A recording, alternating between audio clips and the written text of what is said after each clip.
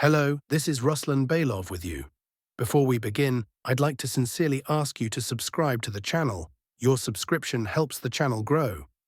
Thank you to everyone who has subscribed. So friends, yesterday Zelensky announced that a large-scale spring-summer offensive has already begun in the Sumy and Kharkiv regions. Let's take a closer look and see if the commander-in-chief of the Ukrainian Armed Forces statement actually reflects reality. In fact, it's possible that Zelensky is getting ahead of himself and was simply impressed by yesterday's offensive in the Kursk region. And indeed, the push on each section was quite impressive. The numbers may not look massive, but in just one day, the army in the Kursk region liberated 14 square kilometers out of the remaining 26. That means the remaining Ukrainian Armed Forces bridgehead in the Kursk region was cut by more than half in just one strike. As of now, they control about 12 square kilometers. You can see for yourself on the map how little territory they have left. Moreover, they no longer have full control over any village in the area. Yesterday, a full-scale assault on Oleshny finally began. If you've been following my reports, you'll remember that for about a week, there's been a steady encirclement of the village from all sides, north, east, and south. And once the encirclement became tight and impenetrable, the assault began. And it's been a successful one, as the Ukrainian forces have already been pushed out of the eastern part of Oleshny. Right now, fighting is ongoing in the center of the village, but it's unlikely to last long. It's quite possible that the situation there will be resolved today. In any case, I'm posting all the updates on my Telegram channel. Follow the link in the description. Also, after the liberation of Guevo, it took a few days to clear the village, and once that was done, there was a lightning-fast push toward Gornali. That's another village that was still under occupation. Just yesterday alone, the army covered a distance of nearly 4 kilometers from Guevo to the northern outskirts of Gornali and managed to enter the village. Plus, in this area, forces have practically reached the monastery. So really, just a few days remain until the full 100% liberation of the Kursk region. And Zelensky understands perfectly well what's coming next. The grouping that is still present in the Kursk region isn't going to stop. I mean, come on, already the army has made solid gains in the Sumy region and, let me stress this again, done so solely with infantry on quad bikes.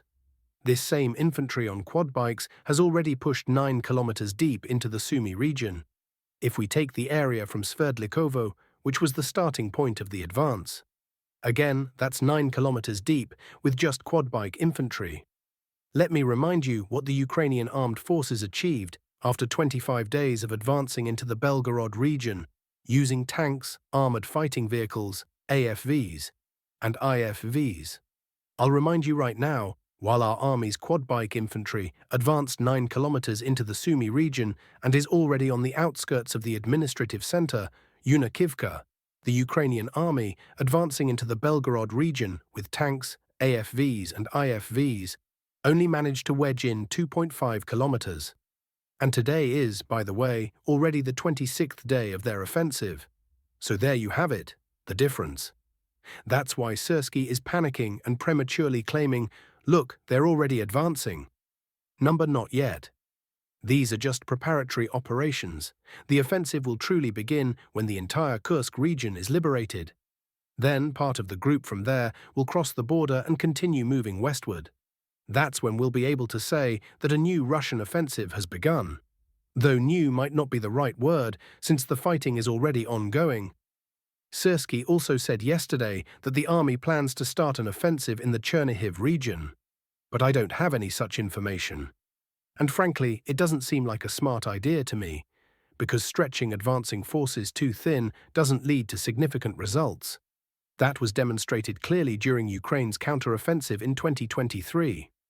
If they had concentrated all their forces into a single strike, as NATO officers had advised at the time, if you remember, and directed that strike at Melitopol, perhaps the outcome would have been different. But thankfully, they did something entirely different. And the same applies here. It's unwise to stretch forces across multiple directions. In short, the offensive in Sumy is ongoing, but it's not the one Zelensky is talking about. At the moment, fighting continues in the center of Lochnia, and the encirclement of Belovody continues as well. Now let's move on to other fronts. as there were several more important advances along the front lines. Specifically, in the Lyman direction, fighting continues for the village of Novoe. Troops managed to advance along the eastern outskirts of the village, and a slight push of about 600 meters was recorded in the direction of the village Zelenaya Dolina. This advance has several objectives. First, to block Novoe from the south, and second, to cut the road leading to the town of Lyman. Basically, the Azov forces here can't withstand the pressure. They're retreating from their positions every day. Turns out they're not so elite after all. That's regarding the right bank of the Zherebets River. But there's success on the left bank as well. Assault units managed to push from Yampolovka to the northern outskirts of Torsko, entered the village, and advanced 2 kilometers deeper into it. An impressive result. Also, in the Siversk direction, the Ukrainian armed forces are starting to face serious problems. They couldn't hold back the push toward Grigorovka, and now battles are ongoing for the village. Although American cartographers, as you can already see on the map, have already marked the village as a grey zone. So the actual objective here is the following: to link the Lyman and Siversk directions into one, in the area of Dronivka. I'll say right away, it's not an easy task, but again, we're seeing progress every day. Let's move on. In Toretsk, the Zabalki neighborhood was completely cleared, and control over the slag heap of the central mine was regained. The total area of advance in this section yesterday was 1.5 square kilometers. Western cartographers didn't reflect this either, but yesterday there was progress in the area from Arkhangelsk toward Kalinova. In fact, fighting for the village has already begun. We're waiting for updates on the results. For now, a silence mode is in effect. And lastly, I'd like to note significant progress in the Komarov direction. Yesterday, we discussed in the video that our forces managed to move from Vesele to Fedorivka and reach the southern outskirts. As of yesterday, they entered Fedorivka and took control of the southern part of the village. Now fighting is ongoing in the center of the village, and once Fedorivka is fully taken, the main battles for the large village of Komar will begin in this sector. Ukrainian military experts understand this very well. They're in a panic, demanding that the Ukrainian command either redeploy significant reserves to the area or withdraw the Ukrainian garrisons from Bohatyr and Otradne to prevent them from being encircled. But I'll tell you this, only 4.5 kilometers remain until the evacuation road, and it's already fully controlled by FPV drones. So even if the Ukrainian forces suddenly decide to pull out their garrisons, they won't be able to do it without losses, because the time when they could have done so is already gone.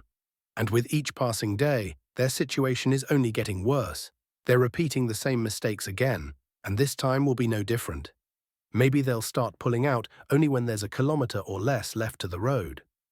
Next, the Kupiansk direction. On the southern flank, Russian forces advanced 300 meters from Zarizovo toward Novokrulyakivka. On the northern flank, heavy fighting is ongoing in the area of Figolivka. Russian units advanced slightly westward.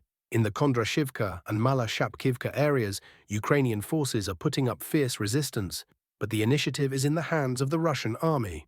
Control over these villages would deprive the Ukrainian side of one of the main logistical arteries supporting the Kupiansk garrison. In the Zaporizhzhia sector, intense combat continues between Lobkov and Kamyanske. Russian forces had some success north of Shcherbaki. In the Orikhiv area, positional fighting is ongoing. Now, commenting on the prospects for resolving the conflict, Moscow is making it clear that it will not negotiate with the United States on nuclear disarmament until other issues are resolved and trust is restored. At present, it is very difficult to imagine the start of such negotiations, because the very fact of beginning talks on strategic security and arms control implies a certain level of bilateral relations, a certain level of mutual trust. And that's something that still needs to be restored, provided there is the political will of both presidents, said Dmitry Peskov. Former Russian President Medvedev echoed this sentiment. All our sources indicate that the bureaucrats and Zelensky have cornered themselves with no good options left, writes the Telegram channel Legitimny. Zelensky understands that once he leaves the presidency, he'll immediately lose everything, including his name and the inflated legend of a so-called hero. The process of dismantling his personality cult will begin. That's his greatest fear, and it's why he clings so desperately to the president's seat. The budget deficit will continue to grow, as many have predicted. Reports say there's a 200 billion hryvnia shortfall in the budget to cover military salaries at the end of the year.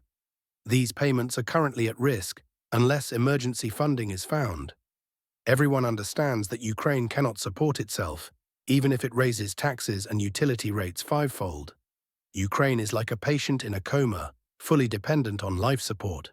That support system consists of Zelensky's sponsors, who are currently caught up in trade wars with Trump.